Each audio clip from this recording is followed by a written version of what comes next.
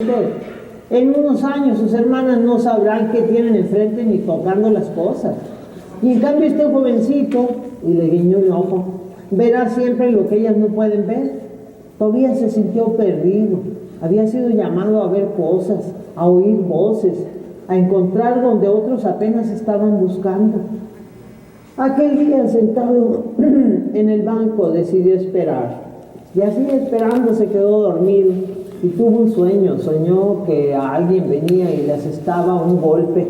Era la suerte.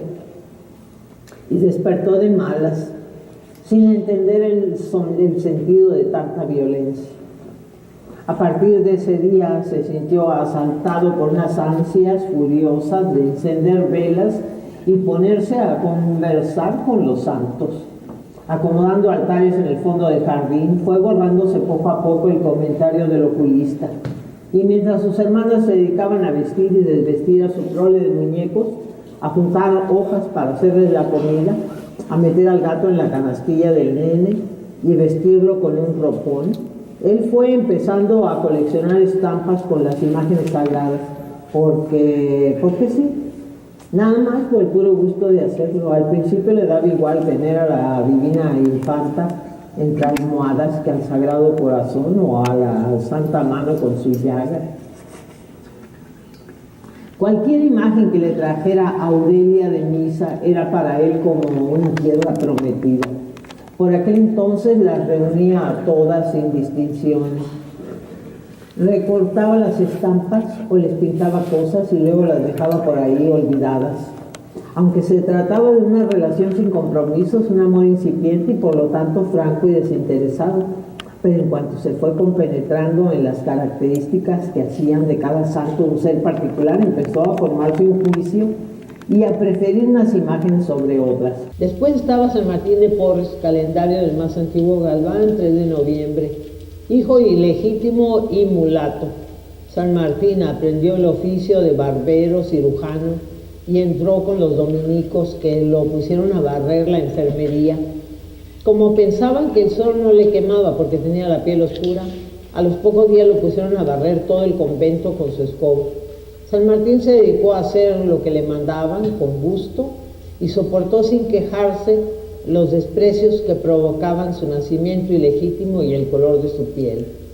También como lo de pasarse la vida, también tomó lo de pasarse la vida barriendo, que llegó a ser conocido como Fray Escoba.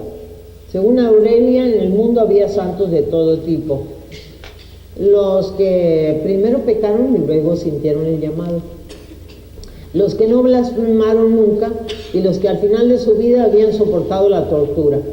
Las vírgenes morían cantando, los místicos rezando y los santos mártires mirando con ojos agradecidos al Creador. Otros países tenían sus santos propios, lo explicó Aurelia, pero nosotros casi no. Nada más San Felipe de Jesús y con trabajos, porque México era un país de pecadores. Beatos sí había, como Sebastián de Aparicio en Puebla, al que sus fieles le habían gastado la pierna de momia de tanto sobarla, y por eso tuvieron que hacerle una de madera. Esa era la pierna que uno debía tocar si iba a verlo. Y beber un poco de agua bendita de la pila donde se persignaban sus fieles, y anotar en un libro el favor que se pedía. Era muy bueno tener a alguien como el beato Sebastián de Aparicio, no por lo milagroso, sino porque algo es algo. Así que de tener beatos sí teníamos, pero santos, lo que se llama santos, reconocidos por la Santa Sede, no. Estaba Juan Diego, al que se le había aparecido la Virgen de Guadalupe, pero no era santo. O el niño Fidencio, que hizo tantos milagros, aunque no alcanzó la santidad. O el santo niño de Atocha, que tampoco. Y es que este era un lugar más propicio para las apariciones. Lo malo con ella, según Aurelia, es que uno corría el riesgo de confundirse. Una vez que llovió mucho en su pueblo, Tlalixtac de Cabrera, se apareció un duende con un solo pie abajo de un árbol. Al verlo, ella se asustó muchísimo. Ella y su prima Alejandrina, porque iban las dos. El duende empezó a dar saltitos, primero alrededor del árbol, luego acercándose un poco. Ella le sugirió a su prima que se hincaran a rezar por si acaso aquello que tenían delante era un santo. Tal vez fuera o tal vez no, pero sí. Y rezaban, no iban a condenarse. Y si no, ya se encargaría nuestra Santísima Virgen de espantarlo. Luego que dijo esto, Aurelia empezó a rezar. Alejandrina extendió los brazos que tenía desnudos y los puso en cruz. Entonces el santito, o el quién sabe qué, dejó de saltar y dijo: mira, morena, ven. Ah, caray. Eso fue lo único que dijo. Así que nunca supieron si fue una aparición bendita o maldita, ni a quién de las dos le estaba hablando. Pero lo que es forma de hombre no tenía. Y santo seguramente no había sido, porque si lo fuera ya estaría en el calendario. Pero no había que perder la fe. Lo importante era que teníamos las apariciones aunque no hubiera santos, y que aquí se daban como en ningún otro lugar del mundo los milagros. Teníamos los milagros sin la santidad, como decía el padre Luisito. Teníamos los milagros y el pecado, como hermanitos gemelos, dijo Aurelia, siamesitos. Como si uno no pudiera vivir sin el otro, porque por más que se esforzara uno en vida, siempre venía el demonio que estaba envidioso de la santidad, y por eso, por no llegar a la meta, estaban las beatas comunes. Poco a poco, y a fuerza de oír historias edificantes, comenzó a sentirse asaltado por un deseo imperioso de imitar a sus maestros, caminar en ascuas ardientes, atravesar desiertos inmensos sin posibilidad de satisfacer la fatiga o la sed, ayunar por varios días, encajarse clavos entre las uñas o ponerse piedras en los zapatos. Cualquier idea de sacrificio exaltaba su ánimo, primero con un deseo de cumplir, pero más, mucho más, con auténtico deleite. El Tobías de antes, el que se ocupaba de perseguir una pelota y comer polvos de chile a puños, se sentía extrañado. Y es que notaba que nada más la idea de propinarse un golpe o aplicarse algún tipo de tortura le producía un gozo inexplicable, y había encontrado un dulcísimo placer en solazarse con la desgracia. Para él sufrir era un síntoma de bienestar general. Los ojos le brillaban ante la presencia de agujas, pero imaginarlas dentro de su carne le proporcionaba una satisfacción perversa y le inyectaba una suerte de vitalidad exuberante, aunque sabía que esta era una inclinación poco usual. Una vez que intentó compartir alguno de sus juegos con Pablito Godínez, el vecino, se había dado cuenta del gesto de incredulidad primero y luego de horror de Pablito, cuando lo animó a juntar un brazo con el suyo y dejar caer entre ellos un cerillo encendido. No, no quiero, dijo Pablito. ¿Pero por qué? ¿Por qué no? ¿Por qué no? ¿Por qué no? No es una razón que valga. Pues no quiero, porque eso es hacerse daño.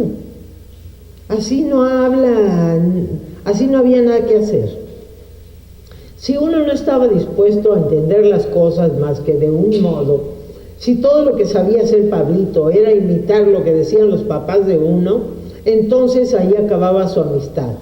Miró el cuerpo debilucho y la cara pálida y azorada de Pablito. Sintió unas ganas enormes de darle un puntapié en las espinillas, o de clavarlo a un estaca y dejarlo ahí como San Simeón. Sin embargo, logró dominarse y le ofreció una alternativa. Bueno, pues entonces vamos a jugar a los ahorcados. Primero me amarras a este árbol y luego me enredas la cuerda alrededor del cuello. Así luego jalas con todas tus fuerzas hasta que yo te diga. Sabía que para Pablito era una oferta muy tentadora porque no le ofrecía ningún peligro.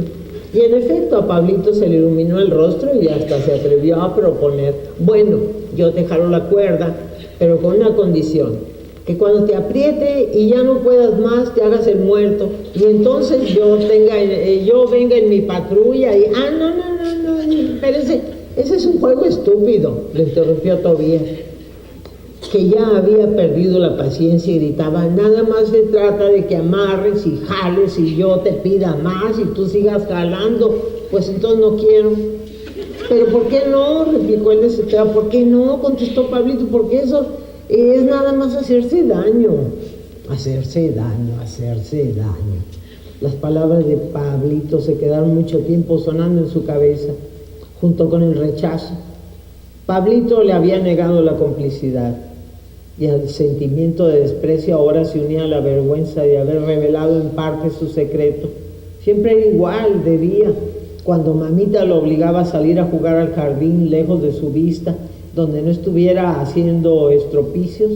Él no podía hacer otra cosa que acomodar sus estampas de santos y comenzar con aquellos pensamientos, pero en las noches, cuando parecía que estas ideas vendrían a morderlo, trataba de convencerse de que él no tenía la culpa de sentir lo que sentía.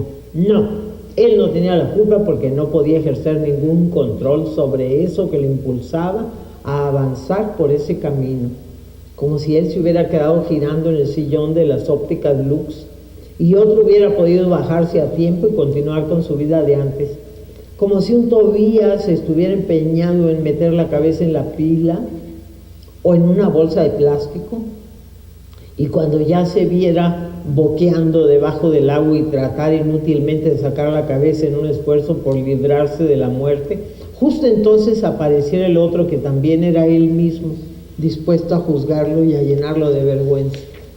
Ay, Tobías. Bueno, San Macario se había impuesto la penitencia de quedarse en aquel sitio, sometido a las picaduras de moscas, de zancudos, que le tenían el cuerpo hecho un pastel de ronchas, así que nadie hubiera podido reconocerlo a no ser por la inscripción. Luego venían una serie de santos mártires del Japón. Todos estaban crucificados como Cristo, pero sus miembros habían sido cortados por sierras mochas. Vistos de lejos parecían un conjunto de árboles recién podados o una escultura moderna hecha con los tubos del desagüe, pero de cerca se les veían los rostros suspendidos en aquella mueca de horror que lo fascinaba. Por último estaba San Cunegunda, emperatriz, andando sobre púas candentes. Las plantas de los pies de Santa Cunegunda permanecían intactas, sin punzarse ni quemarse, probando así su inocencia ante los ojos incrédulos de quienes calumniaban su pureza. El cuerpo, en cambio, estaba todo agujereado. Como era una de sus estampas preferidas y la cambiaba continuamente de lugar, había estado expuesta a una ráfaga de chinchetazos, así que Santa Cunegunda tenía los pechos deformes y en medio de las piernas se le había hecho un hoyo muy grande. Aquí están, bueno, aquí habla de los santos. San Lázaro dice que tal vez si Conchita y Magdalena hubieran podido saber que se sentía impulsado a repetir el milagro de volver el agua en vino o de revivir las lombrices y verlas andar como Lázaro, se hubieran mostrado un poco más comprensivas. Pero el mundo, tal como le había tocado vivirlo, no permitía detenerse a pensar en estas cosas. Así que no le quedaba más remedio que mantenerse callado, silencioso e inmóvil, acostado en su cama, oculto en el ojo del huracán. La voz se les aflauta y lo peor, se vuelven malintencionados. ¿Por qué? Solo Dios sabe. Es el precio de crecer, un precio que por razones que también ignoramos debemos pagar los demás.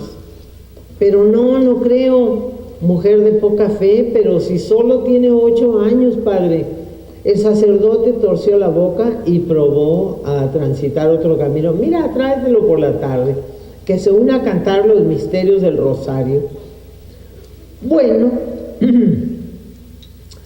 el caso es que llevan a Tobías a cantar con el coro, pero había un niño que estaba ronco, malito, y entonces lo agarró del cuello y ya lo andaba ahorcando, que es que para curarlo.